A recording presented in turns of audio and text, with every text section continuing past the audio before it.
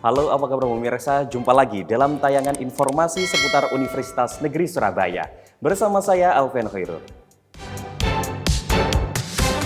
Ujian terbuka calon Doktor Manajemen Pendidikan FIP UNESA, teliti implementasi kebijakan sekolah unggulan berbasis pesantren.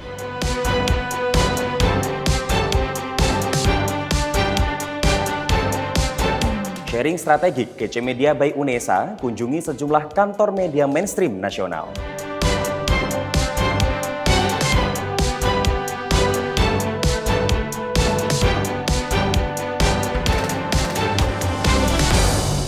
Dan pemirsa, inilah Jendela UNESA selengkapnya.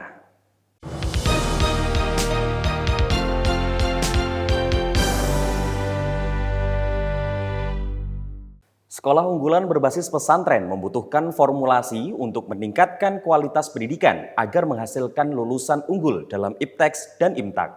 Seorang calon doktor manajemen pendidikan asal UNESA diuji dalam sidang terbuka pekan lalu. Dalam upayanya memperjuangkan implementasi kebijakan sekolah berbasis agama Islam.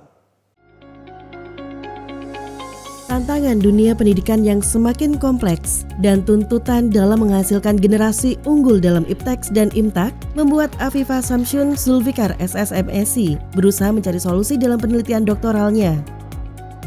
Melalui hasil penelitian yang mampu menjadi pedoman bagi sekolah berbasis pesantren dengan judul Implementasi Kebijakan Sekolah Unggulan Berbasis Pesantren Multikasus di SMA Darul Ulum II Unggulan BPPT Jombang dan MA Unggulan Darul Ulum Jombang.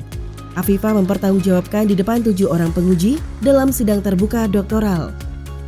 Salah satu penguji, Profesor Dr. Ali Imron SPD MSI, mempertanyakan apakah keunggulan pesantren dapat menjamin semua anak dapat menerima pendidikan yang unggul. Sebab jika ternyata hanya sebagian anak yang memperoleh kesempatan prestasi gemilang, artinya terjadi diskriminasi sekolah unggulan dan non-unggulan.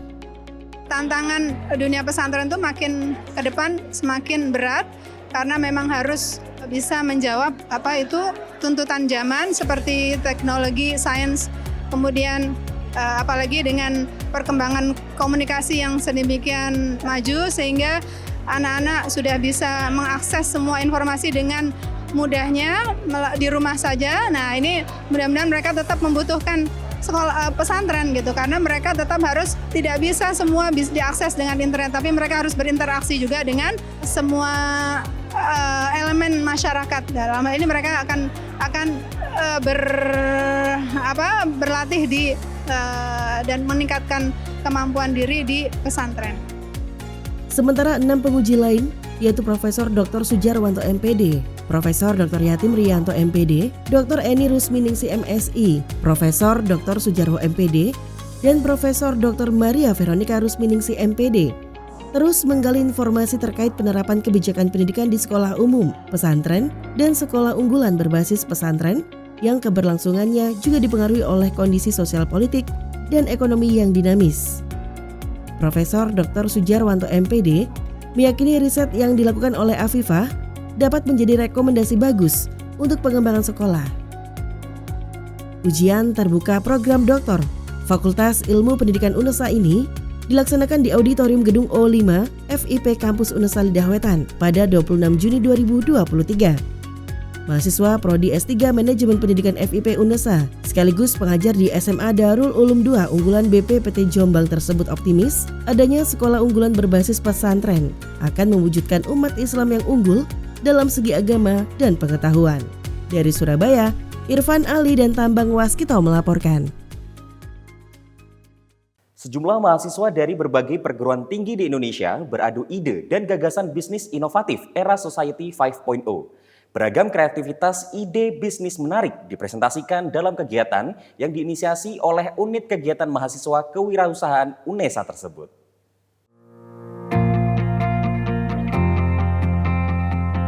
UKM Kewirausahaan UNESA menggelar ajang kompetitif perdana tingkat nasional bertajuk Business Model Canvas 2023.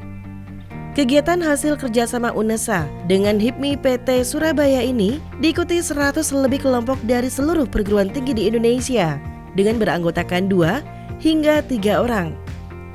Bertema optimalisasi kreativitas bisnis di era Society 5.0, ajang ini terdiri dari beberapa rangkaian kegiatan mulai seleksi online hingga seleksi final secara offline di gedung T14 UNESA pada 3 Juli 2023. Pada tahap seleksi online, terjaring 15 kelompok untuk memperebutkan gelar juara di tahap final. Total peserta yang sudah mendaftar pada lomba kali ini melebihi 100 peserta dari berbagai universitas negeri dan swasta. Untuk sekarang diambil 15 besar dari berbagai universitasnya. Terdapat 3 juri dalam acara tersebut, yakni Dr. Nanang Hussein Hidrus Abrori STMTI dari Fakultas Ekonomika dan Bisnis UNESA, Dr. Andes Saino MPD dari Fakultas Ekonomika dan Bisnis UNESA, serta Ruhi Asandi berasal dari HIPMI PT Surabaya.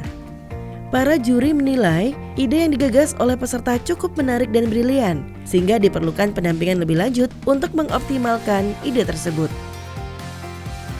Oke, menurut saya peserta tadi ide-idenya cukup brilian, cuma mereka masih keterbatasan terkait dengan pendampingan mungkin, sehingga mereka kesulitan gimana sih cara mengubah ide mereka ini yang udah bagus, gimana menghasilkan uang. Kan tujuan dari kewirausahaan ya selain bermanfaat untuk sesama juga menghasilkan uang yang nantinya bisa digunakan untuk mereka, seperti itu. Acara kedepannya harapannya UKM kewirausahaan ini bisa lebih membuka kolaborasi dengan pihak-pihak kewirausahaan baik di dalam UNESA, selingkuh UNESA atau di luar, karena di dalam dunia usaha yang paling penting adalah relasi. Seperti saya sendiri setelah sebelum aktif di UKM kewirausahaan pun, karena dulu di UNESA belum ada, saya aktif di organisasi kewirausahaan di luar kampus, contohnya HIPMI perguruan tinggi, jadi himpunan pengusaha muda yang anggotanya adalah para mahasiswa. Dari situ kita menginisiasi untuk mengadakan mengadakan UKM kewirausahaan juga di UNESA, sehingga mewadahi minat dan bakat mahasiswa UNESA untuk bergerak di bidang kewirausahaan. Gitu. Usai presentasi ide gagasan tiap kelompok, Dewan Juri memutuskan 3 juara.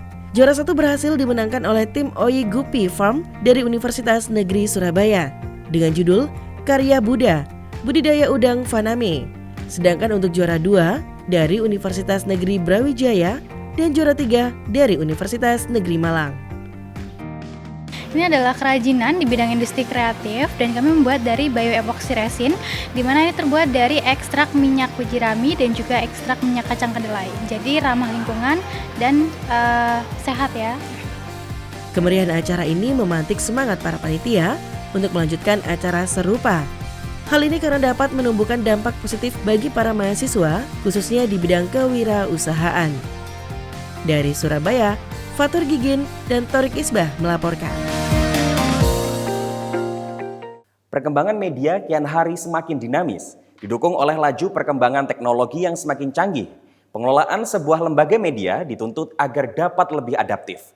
Dengan mengunjungi sejumlah lembaga yang bergerak di bidang industri media kreatif, Direktorat Pengembangan Media UNESA lakukan sharing strategik untuk melihat strategi yang cocok untuk diterapkan pada KC Media by UNESA. Sebagai perguruan tinggi negeri berbadan hukum atau PTNBH, Universitas Negeri Surabaya terus berupaya untuk dapat meningkatkan income generating. Direktorat Pengembangan Media atau KC Media by UNESA menjadi salah satu direktorat yang menjalankan pelayanan kepada sivitas akademika serta meningkatkan income generating universitas.